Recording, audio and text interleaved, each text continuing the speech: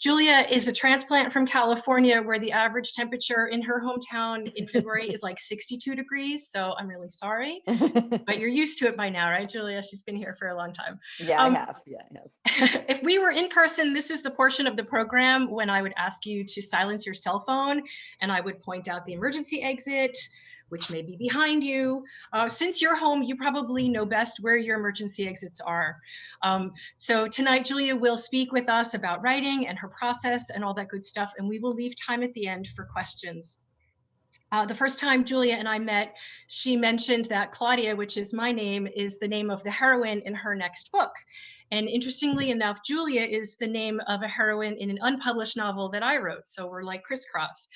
We both have Jewish mothers and Christian fathers, and we live in the same town. And so it just feels like fate was kind of bringing us together. Julia's debut series, of which we're talking the first book tonight, Invisible City, featured fearless journalist Rebecca Roberts seeking justice on behalf of voiceless victims, which is definitely a theme of Julia's work. She's been a freelance reporter for the New York Post, an associate features editor at Marie Claire, the deputy managing editor of The Crime Report, and a crime and justice reporter for CBSNews.com. Her work has appeared in The Guardian, the Columbia Journalism Review, Pacific Standard, 17, the Boston Globe Sunday Magazine, and Salon.com. And on top of all that, she's also a faculty member at NYU's Arthur L. Carter Journalism Institute, and she's a wife and a mother. Publishers Weekly said, quote, Dahl excels at revealing the inner workings of enigmatic subcultures while maintaining peak suspense. She also provides a terrific, whoa, I didn't see that coming moment, end quote. The Missing Hours, a novel about obsession, privilege, and the explosive consequences of one violent act, will be released in September of this year. Julia, take it away. Unmute. Hi. Thanks for having me. I didn't know, Claudia, that we had so many things in common. That's so fun. Yeah, so thank you all for having me. I'll talk a little about sort of the origins of Invisible City, and then I'll either take questions or you guys can ask me, to talk more about various parts of, my life or process. But I, as Claudia said, I grew up in Fresno, California, which is sort of call it the Midwest of California. It's not the cool part of California. It's the Central Valley. We are almost 3 hours from any ocean, although we are about an hour from Yosemite, which is why my parents moved there, because they're big hikers. So I was born to a Jewish mother and a Christian father, and my mother was a Southern Jew. She grew up in Nashville, and her family for several generations had been in Nashville. They're still there, many of them. And my dad was Lutheran from Chicago. And what is sort of, they met on a blind date out in at Stanford. And I want to say, they got married in 72. So I think they met in 71 maybe. And it was like love at first sight. They were married within like a year of meeting each other. But nobody in their families were happy that they were getting married, because my mom, even my mom's family were not only Jewish, but it was like the center of their identity. Although they were Reform Jews. The sort of secret, if you've read Invisible City, obviously or even looked at the cover, frankly, that the book is about a reporter who investigates murder in the Hasidic Jewish world. That is not the Jewish world I grew up in. My mom's family was very Reform.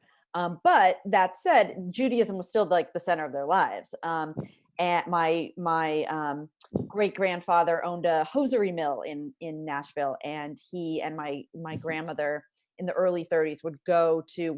They had a lot of family in Germany. Would go over to Frankfurt where they had family and try to get the family out before the Holocaust. And some left, and some were like, no, we'll be fine. We're Germans. Our neighbors would never turn on us. So we know how that went. But growing up, Zion, they were very sort of big Zionists. My great grandfather was involved in the founding of Israel in the 40s. They traveled to Israel a lot. They stayed at Golda Meir's home. So their Judaism mattered a lot. And then my mom goes and falls in love with a goy, and the goy was not going to become a Jew. My parents are still married. They're probably the happiest married couple I've ever encountered. it's what I mean. It was I had an amazing childhood in that I, was witness to two people who truly loved each other and truly respected each other, even though obviously they had these great differences. But they sort of figured, my father, though, after he was a lawyer and after he basically put my sister and myself through college, he went back to school to get a degree in theology and become a diaconal minister in the Lutheran church. So he was not not even just a armchair Christian. I'm not sure that's actually a term, but both of them were very devoted to their religions and neither were going to give them up. But they both just, I think, found that the similarities between the two outweighed the differences. And so my mom would, so I grew up going to temple sometimes or church sometimes. And we had Passover and we had Christmas and we had Easter and we had Hanukkah. We had the minister and his wife over for dinner and we had the rabbi and his wife over for dinner. And that was just, normal to me, like that, like to me that the two coexisted happily. That said, by the time I got to be, 12 or 13 and, become sort of expected to like choose. And that was how my parents sort of put it to us, was like, we're going to expect, your mother is one thing, your father is another thing, you're going to choose. And, my Jewish grandparents came out to California to live near us, I think partly because they wanted to make sure we were going to be Jewish enough. And I remember my grandmother always telling me, Julia, there's enough Christians in the world. We need more good Jews. And so I always, at least by my teenage years, identified as Jewish. But the theme of sort of like, what does it mean to be Jewish is something that has just been a part of my life since I was as much as I can remember. And, am I Jewish enough? Am I Jewish because my mom's Jewish? What if it was my dad that's Jewish? Does that mean I'm not Jewish? And then, I fast forward to growing up in Fresno, California in the 80s and 90s, there were no Hasidic Jews there. In fact, I had no knowledge that there were Hasidic Jews in the United States until I moved to the East Coast in 1995, when I came here to college. And all of a sudden, I went to college and then I moved to New York City in 1999. And all of a sudden, I was be on the subway and I'd see these men in the black hats and the women in the wigs and the sort of outfit. And I thought, well, they're Jewish like me, but they're not like me. There's obviously something very different about their Judaism and my Judaism. And I just got really, really curious about who they are and what how are we related in terms of our Jewishness and what does that mean? And I had a couple of interactions with Hasidic Jews in sort of awkward, I literally went to, well, the awful story that sort of propelled me to write this book really is that I moved into an apartment. My now husband, then boyfriend, and I moved into an apartment in a neighborhood called Kensington in Brooklyn. And right before we were like with the real estate agent, and he drove us to the apartment, and he said, I should tell you something about this apartment. The man who lived here, who just vacated the apartment, actually killed himself in the apartment. And we were kind of like shocked. And, we were like, okay. And then we saw the apartment. And frankly, it was like not very expensive, and it was right on the park. And it's New York City, don't quibble with real estate. And frankly, in New York City, like probably somebody's died in almost every apartment. So we took the apartment.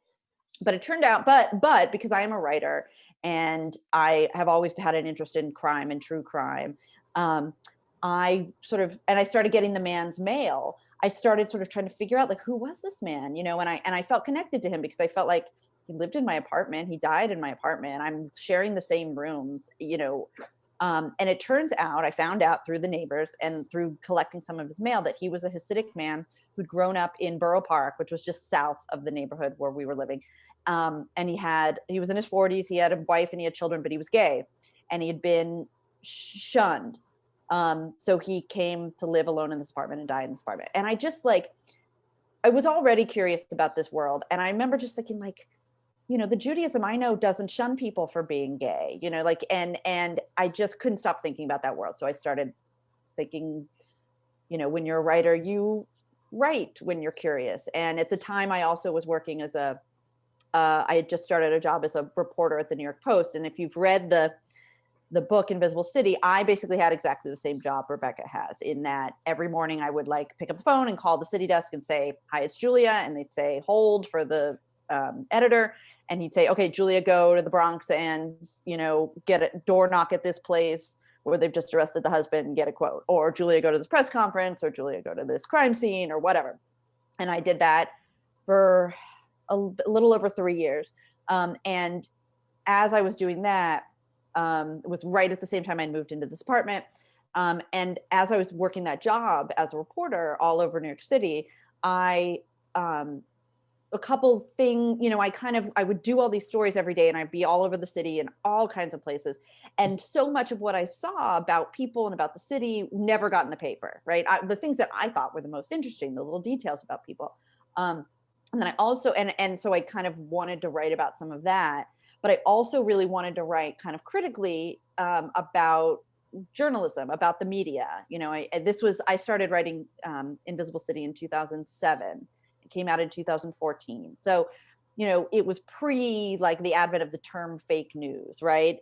But it was still a time when the media was changing rapidly because of the internet and because of the sort of constant 24/7 sense that like we have to get more out, we have to get the story out, we have to get more clicks, we have to get more clicks. And working at the New York Post at a tabloid, I saw so many sort of problems, the way that like somebody like me, I happened to be older at the time because I had worked for many years as a women's magazine editor, and I'd been writing, and I'd done some sort of journalism for a while. And then I went back to journalism school because I kind of felt like I didn't really know what I was doing, and I didn't like the way my career was going. So I was almost 30 when I was about 30 when I got this job, but I would see the like 21 and 2-year-olds right out of college, and they'd be thrown into these like really ethically dicey situations with no supervision.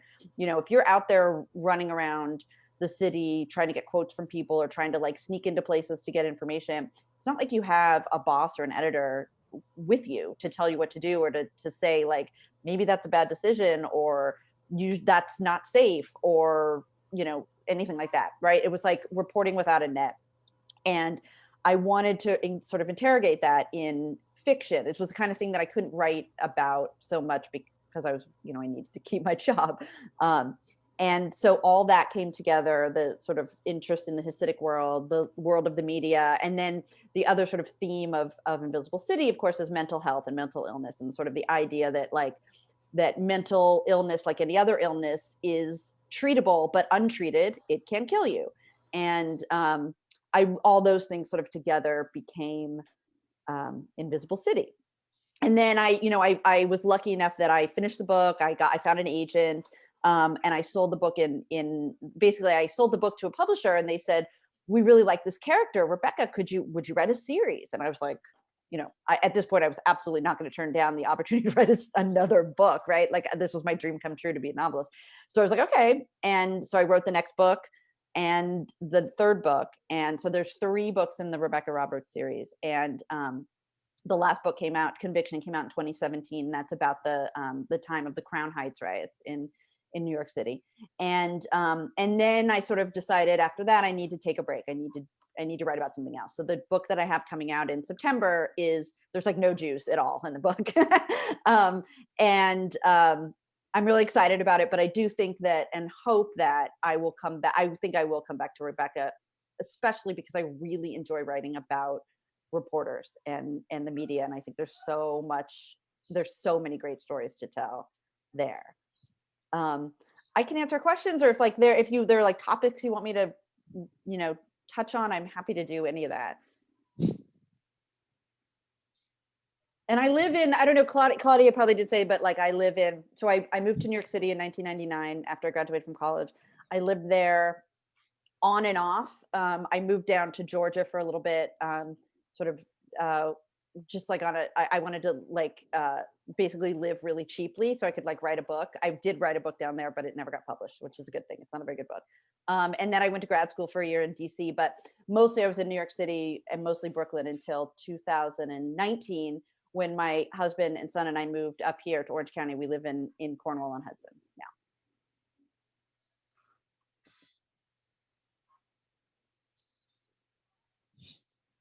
Yeah, you could. So I see that Candace has her hand up. If you want to speak, Candace, Okay, that'd be yeah, great. Yeah. I'll look I at have I have a question about the Shomrim. yeah, If you could just, I've never heard that term before. right. I'm from Brooklyn originally, but Okay. Yeah, so I had never heard of them either, but the Shamrim, it's sort of like alternately means guard or watcher, and what they function as in these, I mean the Hasidic communities in most of in New York City, specifically in Orange County and Rockland County, and then in Baltimore and LA and Chicago and Miami and stuff, tend to be, not always, but tend to be very, very insular, and they really want and there's a reason for that. And that's one of the things that I learned. I was very frankly, I had a chip on my shoulder, like Rebecca does. Rebecca starts this book and she really kind of hates the Hasidim, right? She thinks they're like awful and sexist and disgusting. And I sort of felt that as an outsider coming in. And part of like my journey as a writer, learning about this community, was learning more about like why they live the way they do. And a big part of that is the the real constant like the sort of the Holocaust for them is an everyday presence. That these are people whose entire lives are sort of revolved around the idea that they are repopulating the world for this of the 6 million that were killed, right? And so in order to do that, they have decided for various reasons that they want to live in a very insular way with only their like sort of rules and laws. And because of that, as many insular communities do, I mean, with the Catholic Church, right? Like USA Gymnastics, Penn State, all the places that are big institutions that have these awful, that frankly have scandals, right? Because they don't want the outside world to think they look bad. They don't want the outside world to think anything bad about them. And for many in the Hasidic community, that's like, again, a very visceral reaction to the Holocaust. Like, we know our neighbors will turn on us at any moment, or can, or there's that real fear that the non-Jews will hurt us, and we have to be afraid of them. And part of the reaction to that is this sense of we don't want anybody to think anything bad about us. So if there's abuse going on, or crime going on in the community, we want to deal with that ourselves, so that other people don't hear about it. Okay. And the Shamrim are created in part to deal with that, so that but also in part for much more practical sort of everyday reasons, like in Borough Park or Williamsburg or Crown Heights or Muncie or whatever. If a senior goes missing, or a small store is robbed, it might not be the first thing the NYPD is going to look for, right? Like, they may have 8 other things on their list. But for the Shamrim, they know the community, they speak the language, they know the culture, they can show up right away, right? And in many ways, they can be very helpful. The problem for me, and that I think is a problem, and that has been written about in other journalistic ways, is that if the community is often told, if you're being abused, or if you suspect someone is being abused, you do not call the secular authorities, you call the Shamrim, and they'll deal with it. But the problem there, of course, is that the larger mandate is to keep the community looking good to the outside community. So if if it's only Shamrim that's dealing with it, secrecy becomes the prevailing sort of way to deal with all this, and thus the perpetrator sort of doesn't get punished and the victim is re-traumatized and all that kind of thing. But there are some funny, if you're interested, there are some funny videos online of Shamrim. They have these like fundraising videos where they have videos of them like looking like kind of like, I don't know, I'm trying to think of some police videos or something like Starsky and Hutch, like they're like, donate to the Shamrim, and it's like they look, the Shamrim cars are often like old police cars. They're outfitted. They have insignias that frankly look like NYPD. They wear uniforms. I don't know. Some do have permits to carry guns. That's not all of them do. But they have a command center. I mean, it's very much a professional organization, but you can watch these videos of them like running after people. Almost always the people they're running after are non-white people. I mean, it's like there's issues, right? But there are some funny videos online of the Brooklyn Shamrim, if you're interested. Thank you. Uh-huh. I just Candace, finished your book, oh, by the I'm way, sorry. 2 hours Oh, ago. sorry. Candace, we'll get you next. I'm sorry. That's okay. Um, I'm always interested in book titles, and I was wondering how you came up with Invisible City. That's a great question. I'm terrible at book titles. So the book until the very end was called The Stringer, which was The my what? title. The Stringer, because Rebecca is a stringer. But my editor was like, nobody knows what a stringer is. So, and I think that's probably true. So I spent weeks trying to figure out a title for this book. And it turned out that I happened to be visiting then, this was again about 2013.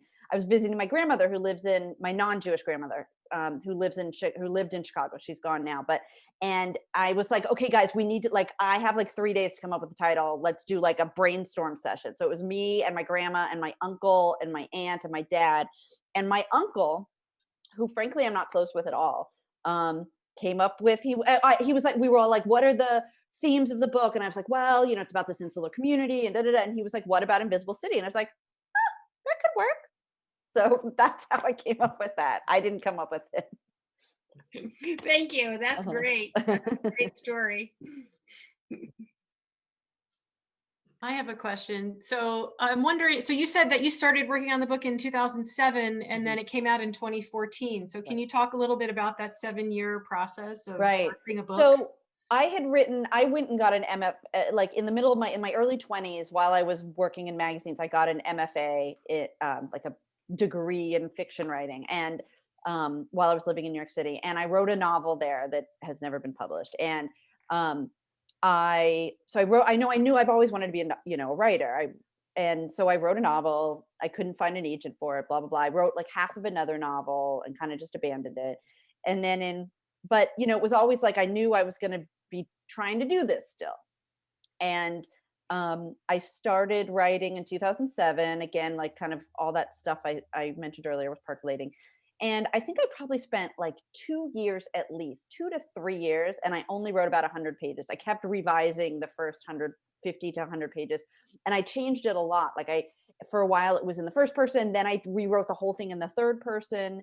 Then I went back to the first person. And it wasn't until like probably around 2000, I want to say maybe around 2010, that I was like, you know what, I need to just like, I need to really finish this book. I believed in it. And so I started doing things like, I had a friend who had a house. I was still living in Brooklyn, but I had a friend who had a house in New Paltz. And she was like, why don't you go to my house for a week? And this was before I had a child. So I could like just leave for a week. So I went and like had my own little writing residency for a week, and I was able to write like 25 pages or 30 pages in a week. And then I looked around, I had some friends who had done these like writing residencies, and I looked around and found one, a 2-week residency that cost like $100. But if you got it, you got to live in an inn on Martha's Vineyard and, just like have a beautiful room and write for 2 weeks. So I got that. And I spent 2 weeks in Martha's Vineyard, which is still like my happy place. Like when I die, I'm going to go to, that's like heaven is Martha's Vineyard. If I ever make, become like a huge bestseller, I'm buying a house on Martha's Vineyard. So I started then doing, I was never very good at when I was doing a full-time job. I've never been one of those people who's good at like, okay, I'm going to write for an hour in the morning, or I'm going to write for an hour at night. I've always written in big sort of like focused chunks. So I would take like 2 weeks and, leave my home basically and go write. And I would bang out, 50 pages or 100 pages or something. And I did that a couple times throughout Invisible City. I think I went to Martha's Vineyard twice, and I went to New Paltz once, and I stayed home instead of going to like visit my in-laws for Christmas one year and New Year's. I stayed home and finished it. And I think I finished it in, I guess it was probably 2013, early 2013. And then after that, it becomes okay, I have to find an agent. And I ended up just getting really lucky in that one of my first job outside of college was that I was an intern at Entertainment Weekly. And my job was that I like made copies for people and did little stuff. And one of the people I made copies for was a young TV writer named Gillian Flynn, who is the author of a book you might have heard called Gone Girl.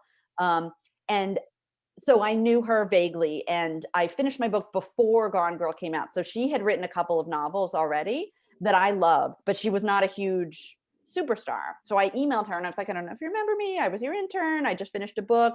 Do you have any advice for a young author? And I sent her a little synopsis of the book. And she wrote me back like a week later and said, well, I mentioned your book to my agent. She said it sounded interesting. You should email her. And I did. And now that is my agent. Yeah. So I just got really lucky. And then my agent liked the book and she asked me to sort of make a few revisions on it. And then she went out to try and sell it. And the publishing house I'm still with bought it. And I made a few more revisions. And then it came out 7 years after I started writing. I have a question.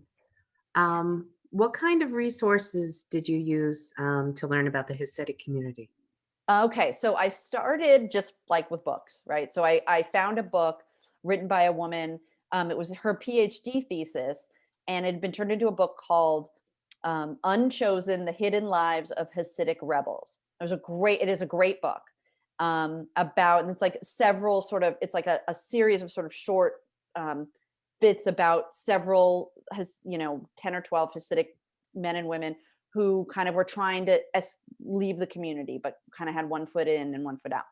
And then, so I read that, and then I called the author, and I said, like, "Hi, I'm also a journalist, and could I take you for coffee, basically?" And so I met her for coffee, and she, kind of chatted with me about a bunch of stuff. And I told her that I was trying to write this, I was writing this book where it was kind of an outsider point of view, but I wanted to write about this. And then she said, well, you should meet this person. And so then I ended up having an interview with a man who had grown up in the Hasidic world and who had created a group for survivors of sexual abuse within the Hasidic community. And he was reluctant to meet at first. And I was like, this is not for, a journalistic endeavor. This is just for me trying to learn a little bit about this community and problems in the community. So I met him finally. And with him, he brought along a man also who he was still in the Orthodox community, but he was also a captain in the NYPD. And so he had this great foot in both worlds. And he ended up being the inspiration for the character of Saul. So I ended up spending a good bit of time with him and talking to him about, sort of living in the law enforcement world and living in the religious world as well. And then the other like weird way. So I started just slowly, and this is part of the reason why it took so long to write the book, because I didn't really have the knowledge. So I slowly started meeting people. You meet one person and that you build trust with them, and they say, well, you should meet my brother, and he'll tell you his story. And the way I got into the way I got into the community the most was, this is so weird. I was working at CBS News, and I was like sitting at my desk, and CBS is the station that airs Dr. Phil, and Dr. Phil was on. Because like when you work in a newsroom, like a CBS newsroom, there's TVs everywhere. And Dr. Phil was on, and I happened to see or hear that he was doing an episode about people who had escaped cults. And on this episode was this woman and her boyfriend, her name was Pearl, who had grown up in the in Borough Park and no longer lived in that world, and sort of talked about it as if it were a cult. And she was really articulate. She was really beautiful. And I thought, like, I wonder if I could find her, So I literally I found her, Dr. Phil had her name on there. So I found her on Facebook and sent her a message. And she turned out she still lived in New York City. And we met for a drink, and she told me her story and introduced me to all kinds of people. And she was living a non-Hasidic life now, but she was embroiled in a divorce with her still Hasidic husband and having to deal with losing custody. But then she was also still close with her parents, her family, and brothers and sisters who were still in the community. So she was living in both worlds, and she invited me to family parties and then also to these crazy events that she would go to that were very, very much not religious. And so I kind of got to know her and other people over this span of years. And the second book in the series, Run You Down, is really more a book about the people who leave the community and the difficulties involved in that. And that book was more inspired by Pearl and some of the people I met through her. I also read it, I read literally an op-ed by a young man was a young gay man who had also left the community. I think he had grown up Lubavitch.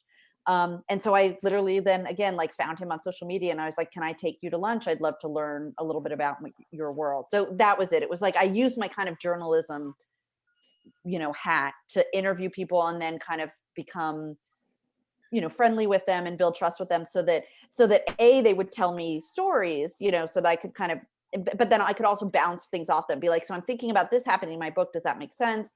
I had Pearl and 2 other young women who grew up in that world read the book before it was published and sort of highlight problems. There's still a couple problems in the first book, especially, that didn't get highlighted. If it ever goes into like a second edition or something, I would like to fix them. But I use those people to sort of try as hard as I could to make it as accurate as I could.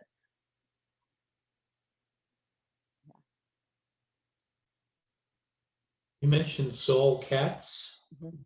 I was kind of hoping that you would go further with the situation that he became and eventually was accused of various things by the police. But mentioned that the Libby Bronner, that whole episode with the Rebbe, and I kind of hoped that would also come out, but you didn't touch anymore. Well, you got to read the other book. Book 3, okay. So book 2. So okay, yeah. So book 2 takes place sort of after book 1. Book 2, the second book, is 2 timelines. It's the backstory of Rebecca's mother, Aviva. And Saul is involved in that. So we learn like what happened to Rebecca's mother after she left Rebecca. And then it's a present day sort of situation as well. So we get some Saul in that.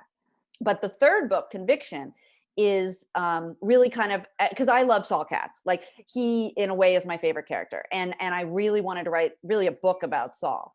And the third book, Conviction, is like Saul's origin story. It starts with the book is about a wrongful conviction, basically about a Black family that's murdered in Crown Heights in 1992, the year after the riots. And Saul at that point is a very young officer, and he's called to the scene of the crime.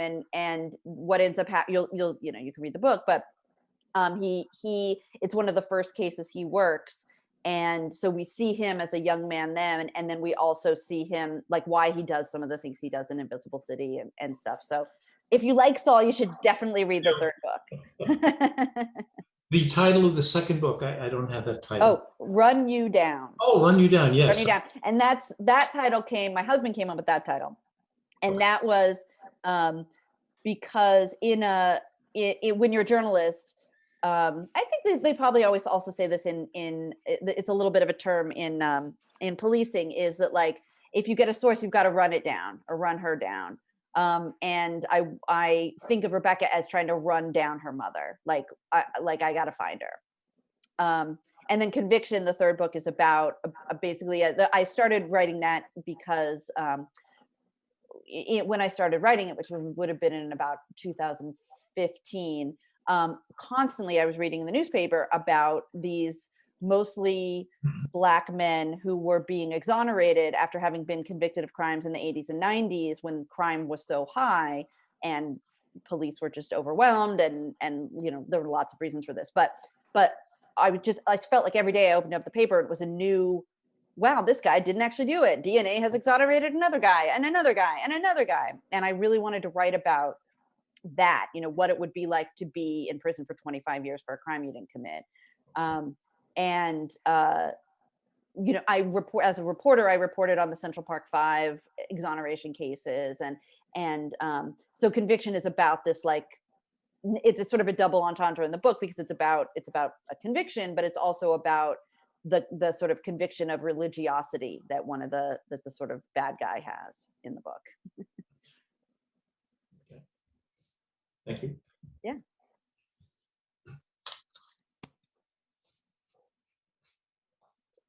Can I ask a question? Yeah. Hi. Hey. Actually, I have 2, but they're easy. Okay. So your main themes seem right in Netflix's wheelhouse. Are there any plans for? Strong women. They've been big on the Hasidic community lately. true crime. So are there any plans to put this on a screen? And then my other question is, has there been any response from the Hasidic community about Yes. your work? Okay, so first I see Liliana's note. So that is the second of the 2 egregious mistakes in the book. Yes, the Curious Stroll is not in the Catskills. I know that now. That is a mistake. Okay. The second mistake is that in the first chapter, the little boy is seen wearing a black hat with a brim, which he would not be wearing before he had a bar mitzvah. Neither of these things did I catch or did my readers catch, and I hate them, but there's not really anything I can do about it. So, okay. Okay, Netflix. Okay, so yeah, from your lips to God's ears, right?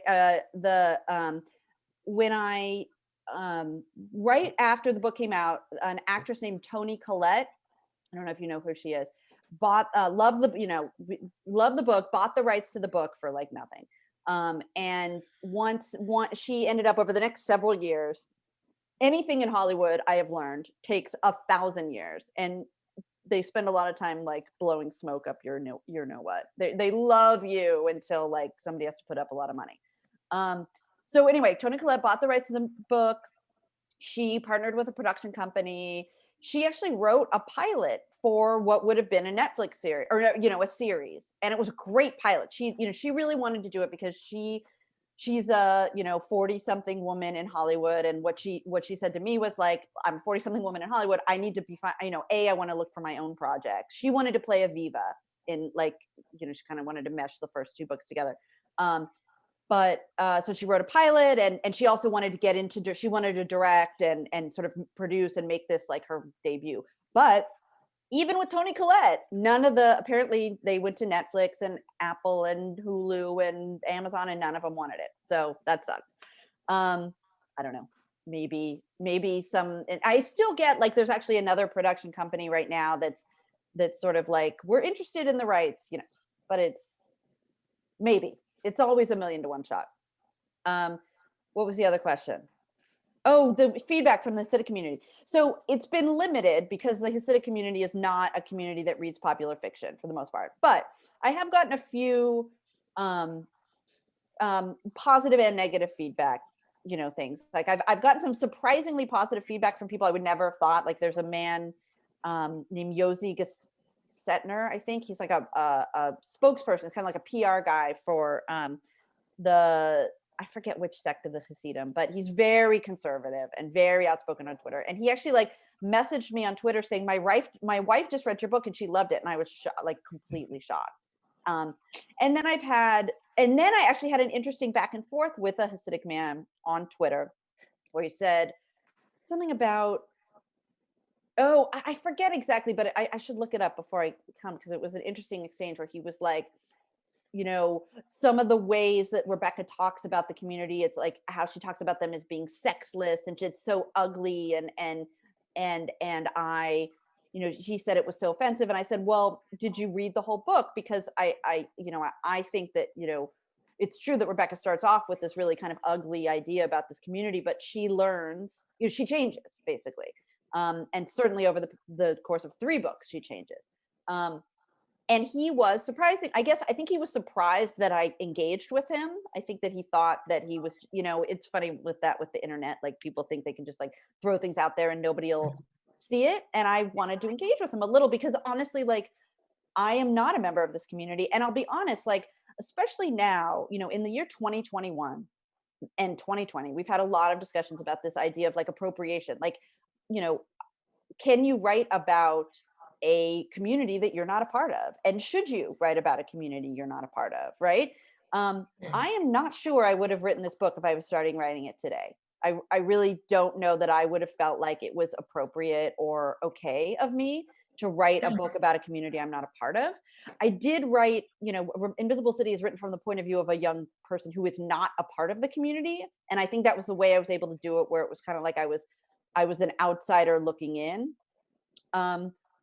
But I take those criticisms seriously because I'm not a member of the community and I don't know the ins and outs the way someone does. And so I engaged with this man, and I think that he felt like the fact that I engaged with him and was, I don't know if humble's the right word, but at least like sort of open to saying like, you're right, I probably did get some things wrong. And I, I appreciate your saying so. And I, there's also been a lot of talk about, my mom hated the idea of me writing about the Hasidim in a kind of negative fashion, because she was like, Julia, the world hates the Jews already. Like, why would you write anything negative about Jews?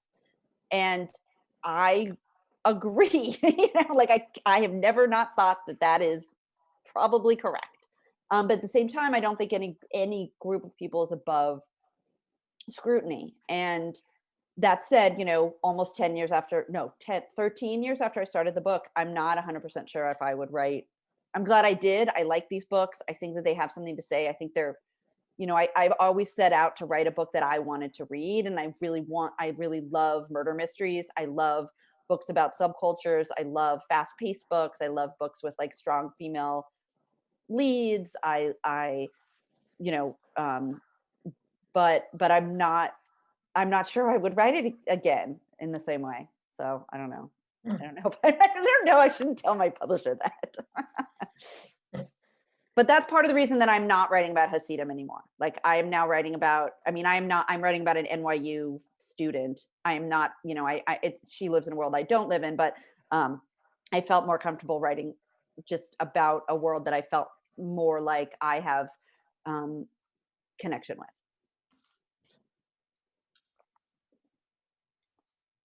I was wondering, Yeah. sorry, do you have any recommendations for other novels that kind of explore the themes that you write about, or maybe nonfiction? Right. Okay. So nonfiction, there are a couple really good books if you're interested in the sort of world of the Hasidim, and really it's the unfortunately most of the books. Well, obviously there's the older books like the Chaim Potek books, the Chosen. If you want to learn about sort of the old, like multiple generations ago, what that society was like. There's a memoir by a man named Sholem Dean, who grew up in New Square, and left his world. It's called All Who Go Will Not Return, and it's beautiful. It's really beautiful. He basically taught himself English, and he's just a beautiful writer, and it's really astute and heartbreaking. He left his family and hasn't, his children are, were turned against him, which is the case for a lot of these people who leave. So that's a really good nonfiction book. Let's see. I don't read. Let's see. I read Unchosen, the other book I mentioned, by a woman named Hella Winston. The Unchosen: The Hidden Lives of Hasidic Rebels is really good. I also read the book. The most popular of this sort of genre is a book called Unorthodox, and there was a series on Netflix, which I thought the series was great, and the book was interesting as well. I think that the book. I think Sholem's book is a better written book, but both are very interesting. Yeah, so those are great. And I don't. And then I read a lot of. What have I read? I mean, just other books that I've read and loved recently. I'm actually reading Ruman Alam's book. Leave the World Behind. You may have heard of this. I think it was big last year. It's just been optioned by, I think it's going to be a movie with Julia Roberts and Denzel Washington. Like they're getting back together, which is going to be amazing. A couple people I really love there's a writer, I really like sort of, like I said, sort of subcultures. And there's a writer named Laura McHugh who writes about the Ozarks and kind of she writes a lot about small religious communities, Christian religious communities, but very insular and conservative communities in the Ozarks, in Missouri, where she lives. And her books are fantastic. She's got a new book coming out in June, but she has 3 books that you could look up. Whenever somebody asks me for recommendations, I like freeze up. But the other person I really love is that I just read, and it is about a pandemic, but the 1918 pandemic. So it's not like light reading.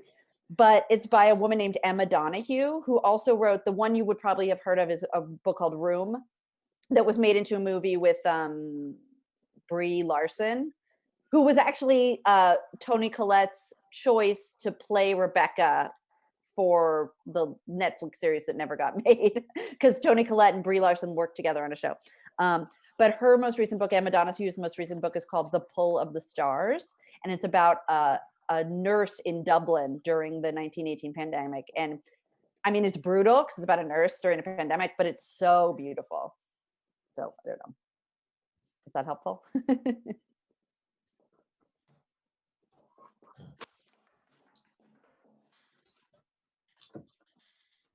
Can I ask another question? Sure. About the Invisible City? Sure. Malka Grossman, Mm-hmm. I found her very interesting, what she did and how she did it, and wasn't too much more about it, but obviously Rebecca really liked her. Yeah.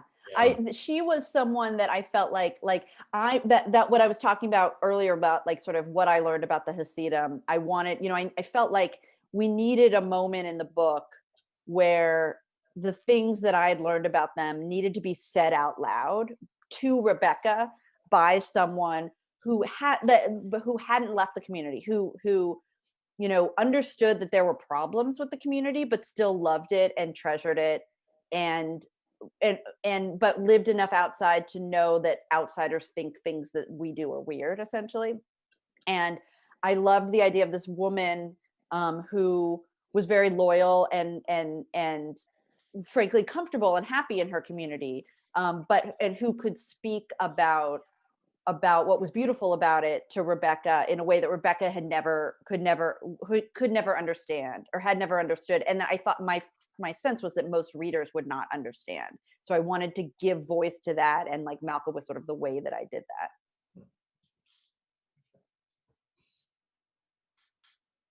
Thank you. You're welcome. Any other questions? Yeah, Sholem Dean spoke at New City. He's great. He's a really good writer. Yeah.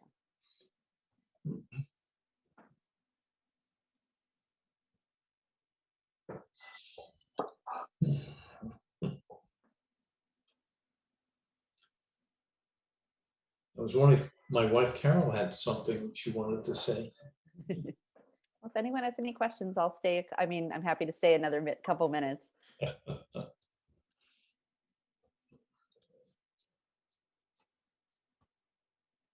I'm hoping. Sorry, go ahead. No, you go. I was just going to say thank you.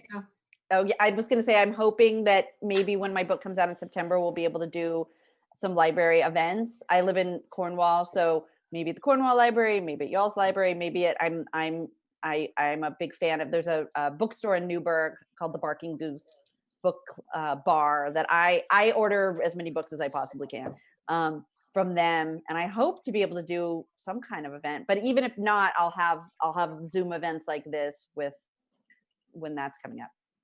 Somebody, Emma, where's Emma? I can't see Emma. Is she there? Emma Cress is. I'm here. Hi, Emma. So I was trying to be covert. Emma is also a novelist. Her book, when does your book come out? Comes out in August. Okay. So Emma has a young adult novel. It's YA, is that correct? Yeah, don't talk about my book. We're talking about you right now. Well, okay, but anyway, and she and my husband grew up in the same place. I think that my sister-in-law babysat for her, or maybe vice versa. You babysat? Yeah. Okay. Yeah. Anyway, but we found each other through social media because we both have books coming out similarly. Okay, you said that she asked. You say you write in bursts. Do you plot? Okay, so this is something. Usually with the books, and certainly with Invisible City, I always knew who died and who did it and nominally why. I had no idea how I was going to get there from, A to Z. And that was the same in the next book and the next book. But they started getting more complicated because Invisible City is one person telling the story, totally first person, one narrator. This Run You Down is two narrators, both in first person. So still it's like two people telling their stories. But then Conviction is totally different. It's Rebecca telling her story, and then there's like 4 other people that tell their stories in third person. And then the book I just finished is 3 main people telling their stories and then a few other voices. And that becomes very complicated because you have a story to tell, but especially with a mystery or suspense novel, it's really important that, the sort of little breadcrumbs you drop have to be dropped at the right time in order to sort of keep the tension going and not tip your hand too much and not have not have your reader know more than your character. And that balancing act is really tough. And it was an absolute nightmare with the book that I just wrote. It took me many more years than it should have because I just didn't know who should tell what. It was a nightmare. So the book I am going to start writing soon, which I just sort of started, like I kind of have the idea about it. I am going to try for the first time, not exactly an outline, but sort of a like 3-act structure. And I'm going to say like, okay, here's what happens in the present day. Here comes what happened in the past. Here's like a writer I know a little bit is a woman named Kelly Garrett. She's also a crime fiction novelist. And the way she sort of plots her books is that she sort of ends each act with a question that is brought, like, what is the question that must be answered in the next section? What is the question that must be answered in the next question? And that makes sense to me, that like that you should end each sort of act of your book with a sense of, oh, what happens next? And that if I could plot that way, it might help. So I've written like a few pages of the next book, but I'm trying to focus more on just like trying to lay out what happens, because I think I kept changing the end of the book that's coming out in September. I kept changing the end. I didn't really know. And if I had just like spent, 3 months really trying to figure out the plot, I think I could have cut like 2 years off the process. So I'm going to try to do that upfront work. And still there's always like room in there, to be like, oh, this isn't working, or I'm going to go this way. But I think that if I have like a skeleton of like the house, or, if I have like some kind of the frame, then it'll be like more fun to decorate, as opposed to like trying to build the house and like paint the walls at the same time. That's a terrible metaphor, but yes. When you write, do you have a plan that you use and follow that pretty much, or do you write as it comes to you, as the situation comes to you? I started with the latter, and I'm now trying to get more to the former. I'm trying to now, I think that I realized that the thing I really love about writing is the writing, is the writing a scene of dialogue, writing how somebody feels or what somebody's thinking about. The thing that's always been really hard for me is plot. I get an idea of like, okay, and that was really the reason that I was able to finish my first, like the first book I wrote that nobody's ever seen is like kind of doesn't really have a plot. And I think that's partly why it doesn't work. And the reason I think that I sort of glommed at some level onto murder mystery or to that genre is that was the kind of books I like to read, but also it's kind of got a built-in plot. Like somebody dies and at the end you figure out who did it, right? And that made it much easier for me to like kind of finish. And now that I'm kind of trying to like break out of that a little bit, it just makes it harder. Like if it's not a whodunit, you have to be like more, it's hard, it's just harder. So I'm trying to do more of that figuring out on the front end, because then, if I know the scene I have to write, be like, these 2 characters, this thing is going to happen to them, write it. Like that feels freeing to me, as opposed to having to figure out while I'm writing what's going to happen. So we'll see. I don't know. Come at me in 2 years and we'll see how it goes.